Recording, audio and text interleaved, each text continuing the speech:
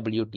So JWTனா நமக்கு என்னன்னு தெரியும். ஒரு JSON வெப் டோக்கனை தான் வந்து JWTங்கிற ஷார்ட் ஃபார்ம்ல சொல்றாங்க. So JSON web token.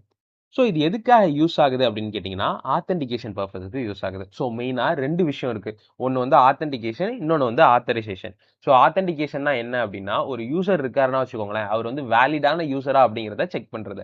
ஐ மீன் யூசர் நேம் பாஸ்வேர்ட்லாம் இருக்குல்ல, ஸோ அதை வச்சு இவர் கரெக்டான யூசர் தானா, இவர்கிட்ட கரெக்டான க்ரெடென்ஷியல் போட்டு தான் லாகின் பண்ணுறாரா அப்படிங்கிறத செக் பண்ணுறது தான் ஆத்தென்டிகேஷன்.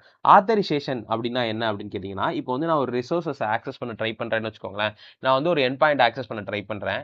எனக்கு அந்த எண்ட் பாயிண்ட ஆக்சஸ் பண்ற அளவுக்கு ஒரு வேலிடிட்டி இருக்கா, ஐ மீன் இவர் அந்த அளவுக்கு ஒரு அத்தரைசேஷன் பர்சனா அப்படிங்கிறத செக் பண்றது தான் அத்தரைசேஷன். ஓகேவா? ஸோ இப்போ உங்களுக்கு வந்து இந்த ஆத்தென்டிகேஷனுக்கும் அத்தரைசேஷனுக்கும் என்ன டிஃபரன்ஸ் அப்படிங்கிறது புரிஞ்சிருக்கும். ஸோ இந்த JWTங்கிறது ஆத்தென்டிகேஷன் கான்செப்ட்ல தான் வரும். அதாவது ஒரு யூசர் வேலிடா